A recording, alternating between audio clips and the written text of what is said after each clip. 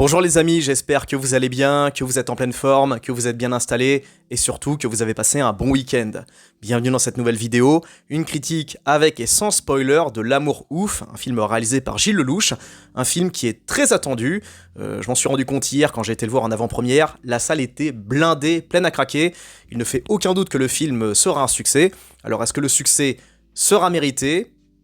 On va en parler. Avant de démarrer ma critique, je tiens à dire que je suis un admirateur de Gilles Lellouche. Mais vraiment, pas spécialement en tant qu'acteur, même si je le trouve très bon, surtout quand on le compare avec les acteurs de sa génération et celle d'après, je trouve que Gilles Lellouche est globalement bon dans le gros de ses rôles. Alors bien sûr, on est très loin des performances type de l'acteur studio, mais pour un acteur français, c'est déjà pas mal, car Gilles Lellouche a cette intensité, il a ce magnétisme, il a cette humanité, c'est ce qui le rend davantage attachant. Je sais que certains d'entre vous ne sont pas d'accord, ne peuvent pas encadrer Gilles Lellouche, mais personnellement, je me suis habitué au personnage et j'ai fini par le kiffer. C'est vrai qu'au début, j'avais quelques réticences par rapport à lui, et puis finalement, j'ai appris à l'apprécier, j'ai appris à l'aimer dans ses films, et je le trouve globalement bon dans chacune de ses prestations. Naturellement, pour moi, une de ses meilleures, c'est celle dans Bac Nord, et quand je considère qu'il était très bon dans Bac Nord, je ne fais pas référence à la scène où il s'énerve face à l'inspecteur des polices, parce que j'ai vu beaucoup ressortir cette scène en mode waouh, Gilles Lellouche est tellement intense dans cette scène où il est en colère, etc. Et bah, moi je suis pas tellement d'accord parce que les acteurs qui partent en colère, qui partent en vrille, je vais pas dire que c'est une solution de facilité, mais presque. Car quand vous êtes en colère, bah vous exprimez votre âme, vous exprimez votre personnalité, vous êtes vous-même en quelque sorte. Vous n'êtes pas le personnage que vous incarnez. Pour moi, dans le cinéma, la seule scène, le seul passage où il y a un acteur qui se met vraiment en colère, où je veux dire on a affaire à une vraie performance d'acting de dingue, c'est celle de Brett Davis dans Midnight Express. Allez, c'est une petite manière pour moi de le placer, il faut encore que je fasse la propagande pour Midnight Express, mais le passage où Brett Davis s'énerve dans le lavoir, ça en termes d'acting, en termes de performance, ça n'a jamais été égalé. Et donc bref, tout le monde fait référence à cette scène dans Bac Nord où Gilles Lellouche s'énerve, mais pour moi c'est pas son meilleur passage dans ce film. Pour moi le meilleur moment, et c'est là vraiment où on reconnaît qu'un acteur est bon, c'est souvent par le silence, par le regard, par l'expression du visage, et pour ceux qui ont vu le film, ou ceux qui veulent le regarder, enfin ceux qui veulent le découvrir, notez bien le passage où il passe, donc Gilles Lellouche passe devant la juge, et il est à côté de son meilleur pote qui l'a donné, qui la balance auprès des stupes ou des supérieurs, j'en sais rien, et Gilles Lellouche comprend, enfin son personnage comprend qu'il s'est fait balance par son meilleur ami, par celui qu'il connaît depuis des années, par son supérieur, et on voit sur son visage le désespoir, la déception, enfin ça va encore au-delà, mais son visage est ultra expressif, il a vraiment fait un gros boulot là-dessus, vraiment on sentait que le monde s'effondrait autour de lui. Bref, en tout cas pour moi c'est un des éléments qui prouve, enfin un des passages qui prouve que Gilles Lellouche est un grand acteur. Mais l'acting n'est pas que le seul talent de Gilles Lellouche. Pour moi, il a un autre talent, un talent qui surclasse largement ses performances d'acting, c'est son travail en tant que réalisateur. Comme beaucoup d'entre vous, j'ai vu son film Le Grand Bain, je l'ai vu un peu par dépit, ça m'intéressait pas vraiment, je chantais une espèce de dérivé des crevettes pailletées ou un truc dans le genre, je me suis dit oh là là, mon dieu, c'est quoi ce truc? J'ai regardé la bande-annonce, ça sentait un petit peu, on va dire, le Full Monty français, je me suis dit oh là là là, qu'est-ce que ça va être ce truc? Et finalement, c'était une vraie merveille. Quand on me demande quels sont mes 10 films français préférés de ces 20 dernières années, sans déconner, dans le top 5, je mets Le Grand Bain. Le Grand Bain est merveilleux, c'est un excellent film en termes d'acting et surtout en termes de maîtrise. On sent que Gilles Lellouche sait tenir une caméra, on sent qu'il sait placer la caméra où il faut, et ça je vais en parler un peu plus dans les spoilers quand je vais parler en détail de L'Amour ouf, mais en tout cas, ce que je peux vous dire, c'est que Gilles Lellouche est un très grand réalisateur, et c'est peut-être un de nos seuls réalisateurs vraiment bons, car il n'a pas un style de mise en scène prétentieux, il n'est pas là pour faire, on va dire, de la pornographie visuelle, j'ai envie de dire, un peu comme le réalisateur du Comte de Monte Cristo, et je sais que ce que je dis c'est assez lourd, mais c'est vrai, dans le Comte de Monte Cristo, on vous balançait du patrimoine à la gueule, c'était, je veux dire, les plans en drone, les plans super épiques avec une musique par-dessus, c'était lourd et indigeste, et vous verrez que dans le futur, dans l'avenir, ce film sera revu à la baisse, vous verrez.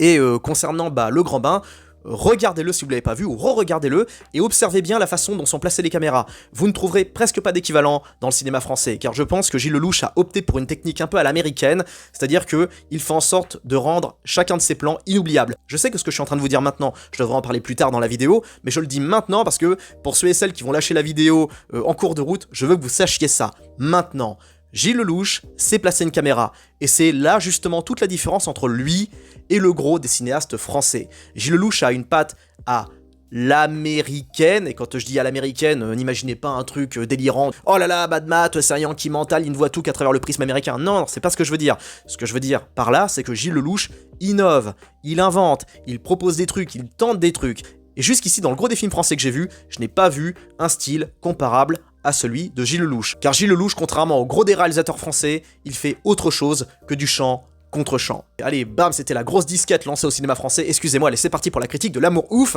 let's go! L'Amour Ouf, donc réalisé par Gilles Lellouche, un film avec François Civil, Benoît Poelvoorde, Raphaël Quenard, Anthony Bajon, Karim Leclou, Jean-Pascal Zadi et Adèle Adèle de la vie d'Adèle. Un film qui met en scène un couple d'amoureux au cours de plusieurs années, sur 2 décennies. On les voit enfants, adolescents et adultes. Une histoire d'amour impossible entre un petit lascar issu du prolétariat et une petite meuf de la classe moyenne qui est élevée par son père seul, qui vient de perdre sa femme, son père veuf, qui est incarné par Alain Chabat. On suivra donc l'histoire d'amour entre une jeune Jackie et un jeune Clotaire jusqu'à leur âge adulte au cours des années 80-90. Et il faut le dire, ils ont fait un très gros boulot en termes de reconstitution, car vraiment, je ressentais les années 90 qui transpiraient par toutes les pores de la pellicule. Je me demanderais toujours comment ils font pour rendre ça aussi réaliste, parce que on voit les chaussures de l'époque, on voit les bagnoles de l'époque, on voit les fringues de l'époque, on voit les ustensiles, les objets de l'époque, notamment quand on voit les passages dans le réfectoire, quand on voit donc les deux qui se baladent dans l'école, donc tout est vraiment, on a l'impression qu'effectivement on a remonté le temps dans les années 90, et tout, du mobilier en passant aux objets de la vie pratique, eh bien tout transpire les années 90, fin 80-90. Dans un nord de la France, perpétuellement en crise économique, avec ses fermetures d'usines, etc. Au niveau reconstitution historique, Gilles Lellouche a fait un super taf, et c'était quelque part un plaisir un peu bizarre de remonter le temps dans ces années-là, dans cette époque-là. Pour beaucoup, c'est pas grand-chose, mais situer l'histoire dans les années 80 et 90, ça apporte une autre dimension que situer une histoire d'amour à notre époque, car j'ai envie de dire que notre époque, quelque part, a, on va dire, désacralisé l'amour avec les smartphones, ce genre de trucs. Bon, attention, quand je dis ça, ça veut pas dire que c'est impossible d'avoir un copain, une copine, d'être romantique à l'heure actuelle. Mais dans les années 80-90, la technologie n'était pas aussi présente, bien sûr. Donc, pour contacter sa copine, il y avait des codes, on balançait des cailloux sur les fenêtres, on passait des coups de fil sur les téléphones à touche, on allait dans une cabine téléphonique, on envoyait des lettres d'amour, manuscrites, ce genre de choses. Et ce parti pris de vouloir situer l'histoire dans les années 90, eh bien, je trouve que c'était une excellente idée. Chose qui me faisait peur, par contre, par rapport au film, c'est que on nous parlait d'une comédie musicale. A priori, L'Amour Ouf serait une comédie musicale, et en ce moment, je sais pas, c'est un festival, on a que des comédies musicales, ça revient à la mode visiblement. On l'a vu par exemple dernièrement avec Joker 2, le terrible Joker 2, où les passages de comédie musicale étaient omniprésents, il y avait que ça, alors que je vous rassure, dans L'Amour Ouf, des passages, je vous rassure, si vous n'aimez pas les comédies musicales, si vous aimez, tant pis pour vous, mais si vous n'aimez pas les comédies musicales, rassurez-vous, il y a très peu de passages chantés, dansés, je crois qu'il y en a que 2 à tout péter, donc c'est rien, et je rappelle que le film dure environ 2h30, c'est très long, c'est très dense, mais il n'y a pas un passage qui est trop, j'estime que tout est correctement condensé, même si je ne suis pas satisfait de tout, j'estime avoir été plus ou moins déçu par la dernière partie, le dernier acte, mais ça j'en parlerai dans les spoilers, mais concernant le tempo, le flow, tout ça, tout s'enchaîne de façon harmonieuse, vraiment, encore une fois je le dis, je suis marqué par la patte artistique de Gilles Lellouche, parce que il a du talent, quoi. Vraiment, je suis prêt, s'il le faut, à me passer, chose que je fais déjà de toute façon, mais si j'avais, admettons, une petite baguette magique pour faire en sorte que, le gros des réalisateurs français arrête de bosser pour laisser plutôt la place à des mecs comme Gilles Lellouche, je le ferais direct. Parce que vraiment, ça, c'est pour moi le point le plus déterminant concernant Gilles Lellouche. Son film n'est pas parfait, concernant L'Amour Ouf, du moins au niveau du scénario. J'en parlerai dans les spoilers, mais du point de vue de la maîtrise, du point de vue de la technique, mais c'est un orfèvre. Gilles Lellouche m'a vraiment marqué parce que il est pro, il aime ce qu'il fait, ça se ressent, et surtout il aime le cinéma, il aime le grand cinéma. Je sais pas d'où vient sa patte, je sais pas s'il a pris ça en allant faire un petit tour à Hollywood ou un truc dans le genre, mais en tout cas, il a pour moi un talent indéniable concernant l'inventivité, concernant sa capacité, encore une fois je dis, à poser une caméra, avec ses plans en contre-plongée, ses plans, il y a de l'inventivité, il y a du dynamisme, et c'est pour ça que j'ai pas pu m'endormir devant. Dans le gros des films français, vous et moi généralement, on finit par piquer du nez, on s'endort. Pourquoi ? Parce que les réalisateurs ne savent pas faire autre chose que poser leur caméra en champ contre champ. Or, Gilles Lellouche, lui, il fait en sorte de faire des plans, je vais pas dire parce que j'ai pas non plus le vocabulaire, j'ai pas fait école de cinéma machin, donc je vais pas vous sortir des éléments de langage style Steadicam ou je sais pas quoi, je veux dire les plans séquences, ce genre de trucs. Mais là, dans ce cas de figure, Gilles Lellouche s'arrange pour faire en sorte que la caméra soit dans le psyché de chaque acteur, de chaque personnage. La caméra est dans la scène, elle est dans le cerveau des individus, elle est dans leur cœur également, donc on fait corps et âme avec ce que ressent Jackie, donc qui est joué par Adèle. On est dans le cœur de Clotaire, qui est joué par François Civil, et également par l'acteur qu'il joue quand il est gamin, parce que on voit donc Clotaire et Jackie grandir, on les voit enfants, adolescents, adultes. Les gamins font un super taf en termes d'acting, en termes de jeu, ils sont vraiment très bons, excellents. Et voilà, je ne peux pas m'empêcher de balancer un maximum de louanges et de fleurs à Gilles Lellouche parce que, encore une fois, je vous le dis, quand vous irez le voir, faites attention à la mise en scène, faites attention à comment est placée la caméra, faites bien attention à, comment dire, enfin, de toute façon, vous le ferez naturellement, parce que vous serez dans le film, vous serez dans le truc, vous ne serez pas à piquer du nez, vous ne serez pas à regarder votre téléphone, non, vous serez en plein dedans, vous verrez que Gilles Lellouche a vraiment du talent et est en passe de devenir un des plus grands réalisateurs de sa génération, et c'est pour moi d'ailleurs le plus grand réalisateur de sa génération, car à l'heure actuelle, à l'instant T, je ne connais aucun réalisateur capable de l'égaler, réalisateur français je parle, capable de l'égaler en termes de maîtrise, en termes de technique, en termes d'innovation, en termes d'inventivité. Parce que lui, le truc, c'est que Lellouche se contente pas de proposer un ou deux plans intéressants sur 2h30. Non, c'est des plans intéressants tout le long du film. Des plans inventifs, des plans graphiques, des plans inoubliables. Il y a des tas de scènes dont je me rappellerai jusqu'à la fin de mes jours, alors que pourtant, j'ose le dire, je n'ai pas spécialement surkiffé l'amour ouf. Je n'ai pas spécialement accroché à l'histoire. Moi, les histoires d'amour, c'est pas trop mon truc, alors que pourtant, je suis un grand romantique. Je suis quelqu'un de... Enfin, c'est pas mon truc, mais, du point de vue de la maîtrise, du point de vue de l'action, Gilles Lellouche, il sait faire le truc. Gilles Lellouche, il sait faire les bails. Donc, vous aurez un film qui mixe un petit peu tout. Comédie musicale, légèrement, drame, film d'amour, film d'action, vous aurez un harmonieux mixte, et j'estime que pour ça, ce film doit marcher, ce film doit être un carton, il doit faire plusieurs millions d'entrées, parce que c'est un grand film, tout simplement. Qu'on accroche ou pas à l'histoire, on est obligé de reconnaître que Gilles Lellouche, c'est un orfèvre. Je suis désolé d'insister là-dessus, mais je veux marteler ça dans l'esprit des gens, parce que Gilles Lellouche est un peu, on va dire, décrié, parce que c'est, pour beaucoup, c'est qu'un simple acteur, et un acteur qui a souvent le même rôle, mais quel acteur français n'a pas toujours le même rôle? Le gros des acteurs français aussi avec toujours des rôles similaires. Mais lui, Gilles Lellouche a cette valeur ajoutée que n'a pas Jean Dujardin, que n'a pas, comment il s'appelle, que n'a pas, pour l'instant, bon il est encore jeune, que n'a pas Pierre Ninet, que n'a pas le gros des acteurs à l'heure actuelle, les acteurs français. Gilles Lellouche est aussi bon devant la caméra que derrière, et j'estime encore une fois qu'il est meilleur derrière. Pour revenir au grand bain sans spoiler, juste par exemple, quand on voit Jean-Luc Anglade dans sa caravane, la façon dont est placée la caméra, la façon dont la caméra est posée quand il porte sa fille sur ses épaules, il y a de l'inventivité, il y a de l'intelligence, et surtout, il y a quelque chose que les autres réalisateurs français n'ont pas, il y a de la sensibilité. Il y a de la sensibilité chez Lellouche, il y a de l'humanité, et c'est justement ce dont on va parler dans la zone spoiler maintenant. Mais juste pour terminer, donc avant d'embrayer là-dessus, niveau musique, c'est excellent. Niveau mise en scène, c'est génial. Niveau acting, c'est merveilleux. Niveau inventivité, c'est superbe. Par contre, niveau histoire, bon, c'est... comment dire, c'est... faut aimer, quoi. Faut aimer les histoires de Lascar, etc. Moi, personnellement, c'est pas du tout mon truc. Enfin, je parlais de l'acting, juste pour revenir à l'acting qui est génial. Juste seul bémol. Adèle Exarchopoulos, enfin Adèle quoi, vraiment ça ne passera jamais, je n'aime pas le jeu d'Adèle, je n'aime pas son jeu, je n'aime pas sa personnalité, je n'aime pas ce qu'elle incarne, et j'estime que pour le coup, malgré tout dans ce film, finalement Gilles Lellouche ne s'est pas planté en la choisissant, car, mais ça je vais en parler dans les spoilers, pourquoi il a choisi Adèle Exarchopoulos, enfin Adèle quoi, je vais jamais y arriver, mais ça encore c'est personnel, je sais que beaucoup adorent cette actrice, je sais que beaucoup me la vendent sans arrêt comme une, voilà c'est un peu, voilà tiens d'ailleurs elle est en couple dans la vie réelle avec François Civil, tous les deux, dans la vraie vie ils sont en couple, Adèle et François, c'est un petit peu notre couple à la Brad Pitt et Angelina Jolie nationale, pour moi mine de rien c'est le seul bémol, donc à savoir Adèle, François Civil, même si je le trouve jamais réellement transcendant, j'ai trouvé correct, très bon même, parce que pour une fois il ne fait pas son numéro de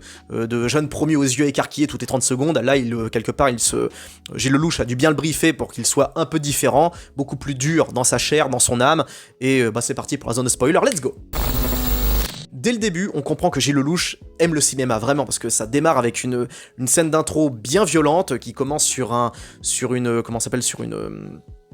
une usine, donc on voit la cheminée qui crache des flammes, avec l'amour ouf, enfin le titre le titre en rouge vif, qui s'imbrique avec le nom des acteurs, tout ça. Déjà on est dedans, et moi j'aime bien les films qui commencent de façon brutale comme ça, où on est directement lancé dans le film, parce que généralement beaucoup de films démarrent un petit peu en mode crescendo, on démarre doucement, on voit les personnages s'installer, ça met du temps avant de démarrer. Or là, direct, un simple plan sur une usine, la caméra qui avance, les titres, le titre, les acteurs qui sont affichés en rouge vif, ça direct ça vous met dans le bain. Juste après on embraye avec François Civil adulte avec tous ses refs qui partent en descente pour aller dégommer des mecs, et là on a affaire effectivement à du grand cinéma, c'est intense, c'est réaliste, c'est brutal, et j'ai kiffé cette scène d'intro.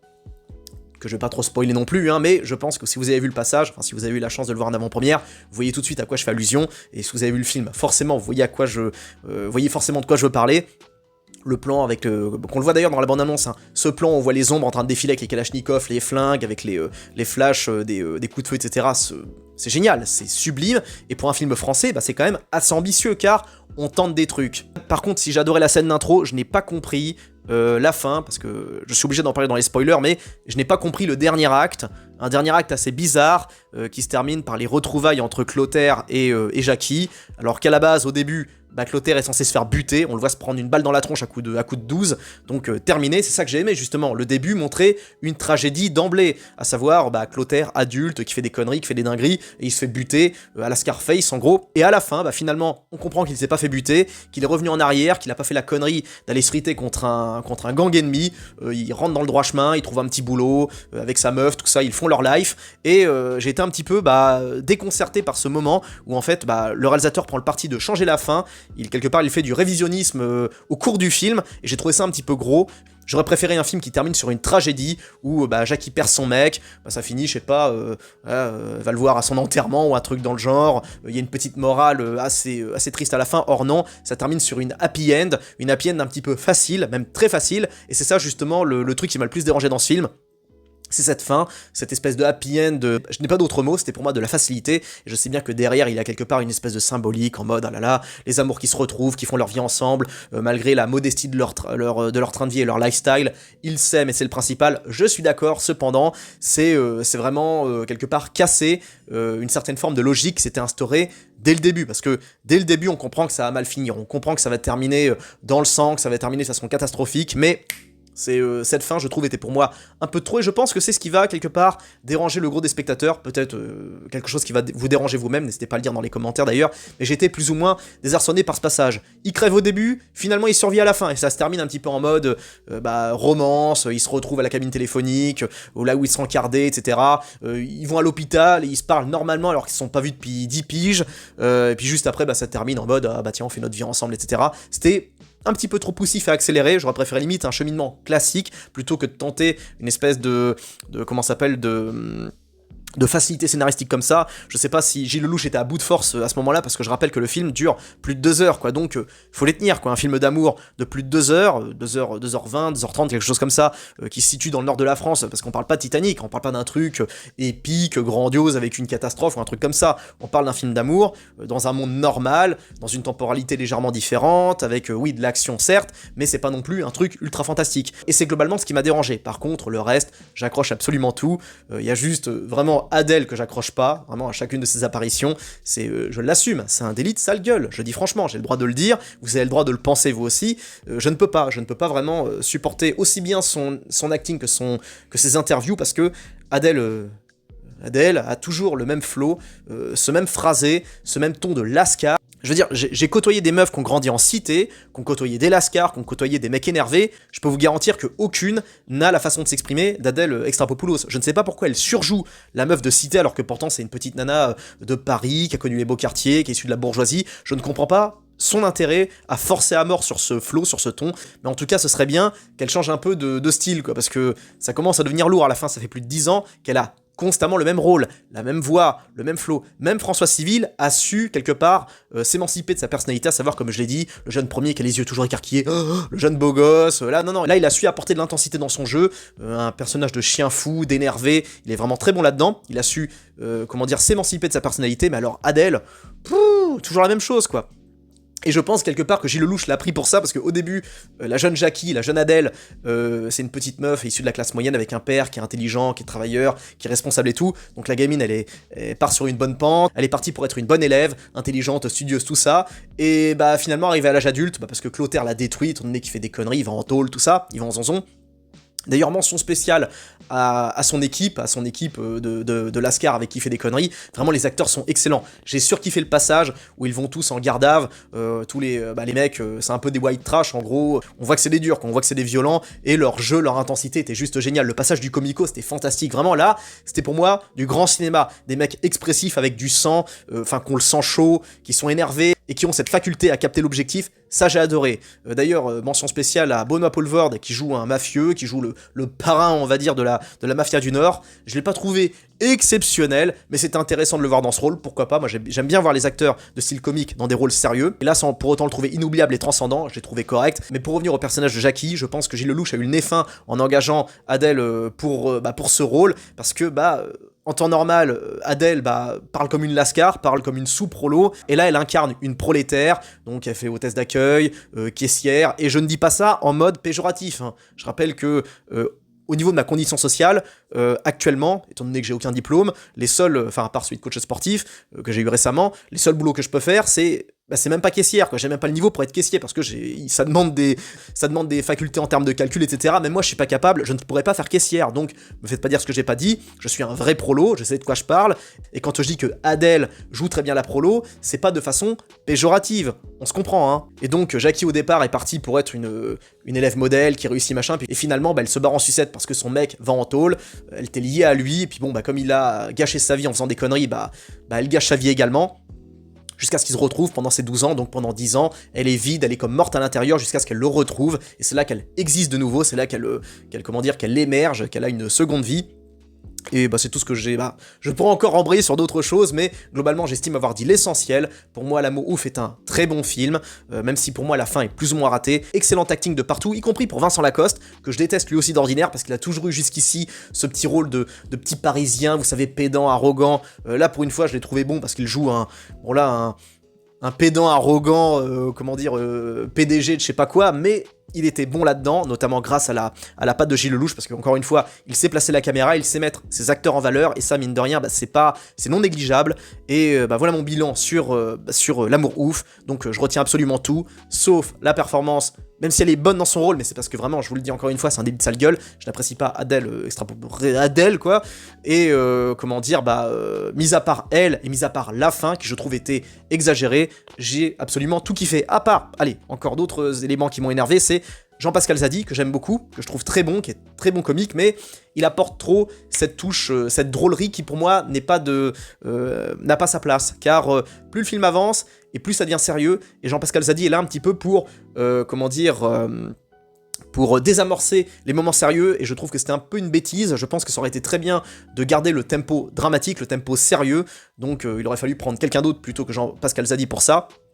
Même si encore une fois je dis il était bon, mais pour moi c'était pas, c'était pas indispensable de vouloir mettre de l'humour. Mais concernant le reste, voilà, grand film, et je pense qu'il sera un succès, il mérite son succès, il mérite largement plus de succès que Le Comte de Monte Cristo, ça ne fait aucun doute, et j'attends votre avis dans les commentaires. Voilà mes amis, j'espère que cette critique vous a plu, si c'est le cas n'hésitez pas à poser un like, donnez votre avis dans les commentaires, c'est impératif, et n'hésitez pas à vous abonner, on vient de passer le cap des 20 000, j'en suis très fier, j'en suis très heureux, merci infiniment à vous tous, je vous dis à très bientôt pour une prochaine vidéo, pour une prochaine critique, ciao, prenez soin de vous.